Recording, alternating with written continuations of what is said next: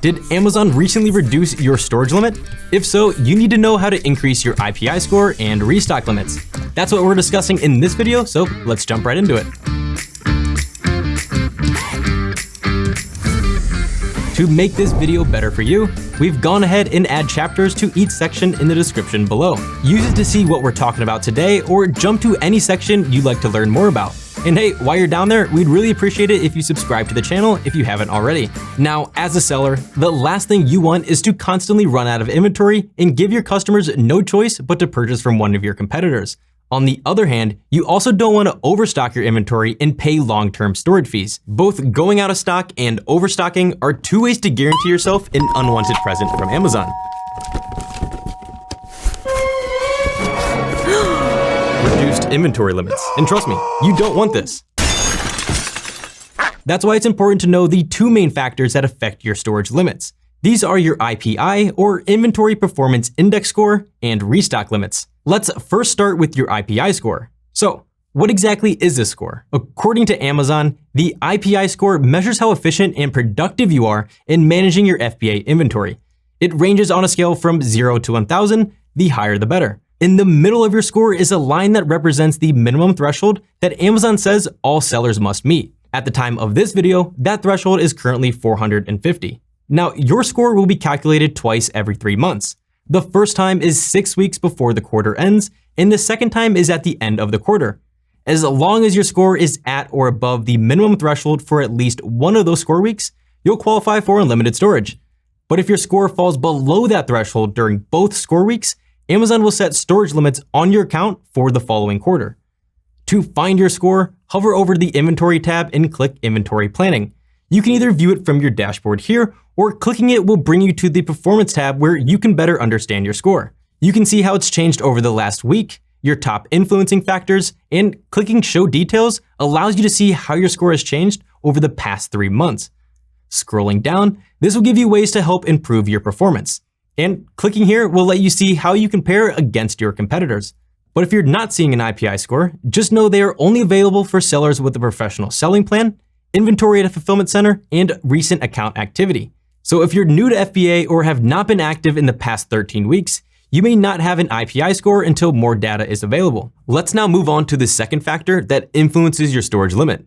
This is your restock limit. This can be found on the same Performance tab where your IPI score is.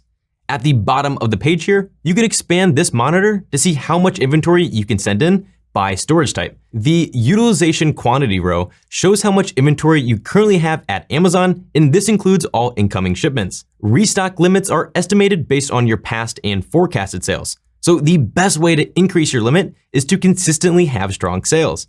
Amazon even allows you to allocate these limits across multiple ASINs.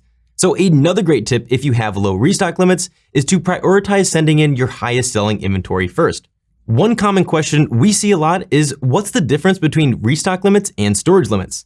Storage limits are based on volume, which is measured in cubic feet. These limits determine how much fulfillment center capacity you can use. And as long as your IPI score is at or above the minimum threshold, you should have unlimited storage. On the other hand, restock limits are based on units. These limits determine how many units you can send to fulfillment centers. And unlike storage limits, your IPI score does not affect your restock limits. Now, you may be wondering how to increase both your IPI score and restock limits.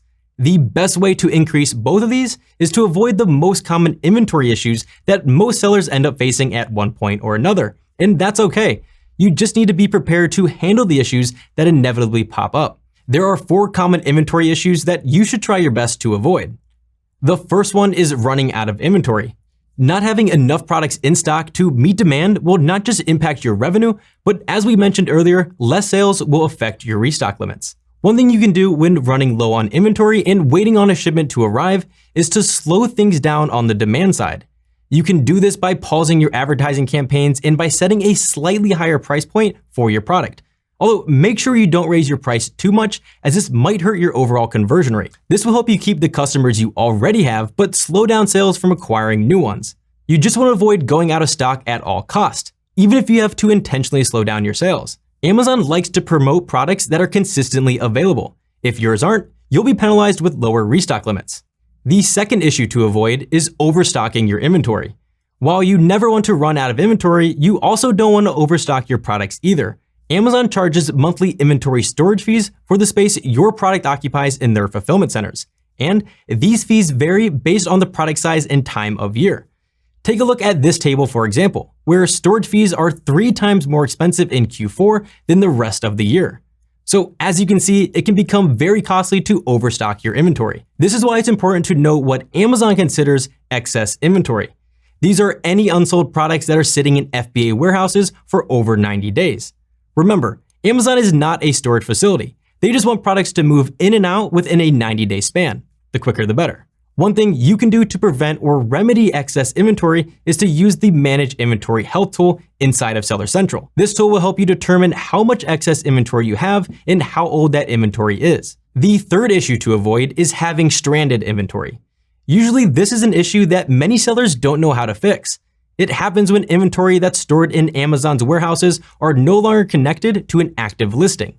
It's basically in limbo. It's sellable, but no customers can actually purchase it. The worst part about stranded inventory is that even if your products are listed for sale, you will still be charged monthly storage fees for each unit. Luckily, Amazon will list the inventory that's stranded within your inventory dashboard. One thing you can do is to click this button to go to the Fix Stranded Inventory section. Here you can either create a new listing, create a removal order, or see the date your products are scheduled for auto removal.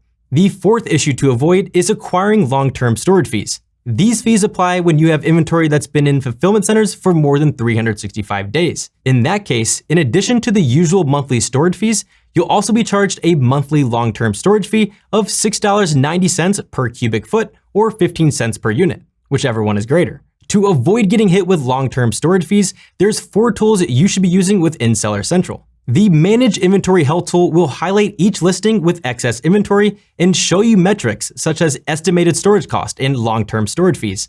It will even help you identify opportunities for you to increase sales on stale inventory.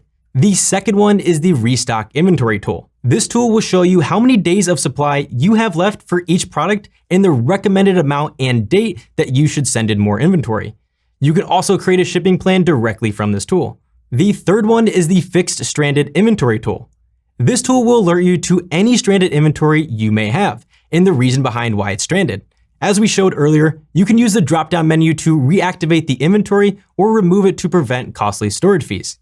Now, the fourth one here is the Manage FBA Returns tool.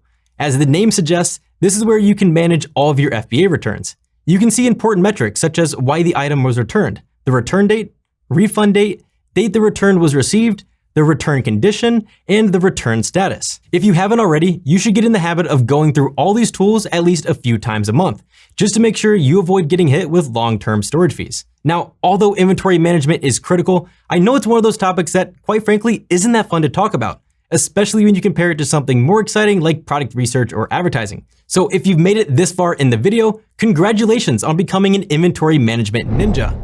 So let's now sharpen those ninja skills with 6 tips for properly managing your inventory. And hey, if you're getting any value from this video, let us know by hitting the like button down below.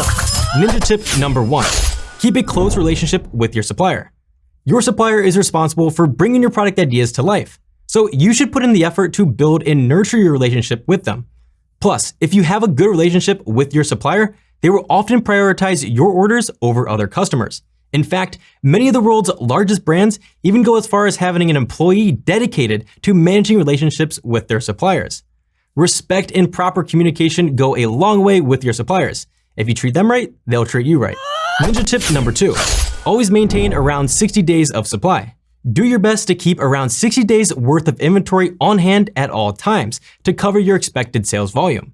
This will help you avoid overstocking as well as going out of stock. You can forecast your sales volume by reviewing your FBA sell-through rate, which is located on the performance section right underneath your IPI score. A sell-through rate over 7 is considered excellent. This means that you're selling 7 times more units than you are storing on average. If your sell-through rate is less than 1, this means that you held more inventory than you sold in the past 90 days. Ninja tip number 3, reduce excess inventory. Now, if you overestimated the sales volume of one of your products, don't worry. It happens to everyone, even big brands. Luckily, there are 3 different ways that you can deal with excess inventory. The first way is to run promotions. This can include using coupon codes, buy one get one deals, or running steep discounts. Lowering your price is a great way to accelerate sales for slow-moving inventory, even if you're taking a slight loss in profit margin. Doing this could amount to less than what you would owe in long-term storage fees if the units continue to sit in storage. The second way is to raise your keyword bids on all PPC campaigns. If you're running ads for your products, a good way to get in front of more customers is to raise the bids on the keywords you're targeting. This strategy, paired with lowering your price, is a surefire way to move stale inventory. The third way is to create a removal order in Seller Central, and there are 3 ways that you can do this. You can choose to liquidate your inventory. This will allow you to gain back some capital that can be reinvested into a better selling product. You can also choose to return it to an address and have the inventory sent to you before getting hit with costly storage fees. Lastly, you can choose to dispose and donate the inventory to charity. This can really make a lot of sense because you can often write off that donation on your taxes to make up the losses. Ninja tip number 4, plan for the unexpected. Let's face it, not everything runs smoothly all the time. You may have delays with your supplier, shipping delays, custom delays, or delays because someone found out you're an inventory management ninja and now you have to go into hiding. Well, actually, the COVID pandemic was a better example of things not running smoothly. It disrupted manufacturing and supply chains, resulting in 53% of US consumers experienced difficulty finding products online. If you can, order backup units just in case something happens along your supply chain. This can include storing extra units in a separate warehouse or even using a third-party storage center. However, this is only recommended if you can accurately predict the demand for your product and have the ability to order and store additional units. You shouldn't order extra inventory if you're short on capital or storage space. Ninja tip number 5, lower the demand for your product if running low on inventory. As we talked about earlier, if you're running low on inventory, you can influence demand by raising your price and pausing advertising campaigns. This is a great way to maintain your in-stock rate, which helps improve your IPI score. Even if it slightly affects your rankings, it's better to slow down your sales than to completely go out of stock. Once you have a healthy amount of inventory, you can resume your normal price points and advertising campaigns. Ninja tip number 6, use an inventory management software to automate your inventory planning. To fully automate your inventory, there is no better tool for the job than Jungle Scout's Inventory Manager. This tool's game-changing benefit is that it accurately predicts how much inventory you need and when to order it, along with the estimated cost and profits. The way it works is you enter 2 pieces of information for your product. First is your product lead time, which is how long it takes from when you place your order until it becomes available on Amazon. Second is the number of reorder days of supply. This is how long you want to be in stock for. Based on these 2 factors, Inventory Manager will look at your sales history and tell you how much stock you need and when to order it by. Having a software like this in your arsenal will put you way ahead of any competitors who aren't using one. It will help you effectively manage your inventory levels and mitigate all the risk we talked about in this video. If you'd like to see a full tutorial on how it works, then check out the video up here in the cards. Hopefully, you were able to take away some valuable insights from this video. And if you did, let us know by subscribing to the channel and hitting that like button down below. But now I want to hear from you. Are you experiencing any of the inventory issues we talked about today? If so, let us know in the comment section and hopefully we can help. As always, thank you so much for watching and we'll see you in the next video. Take care.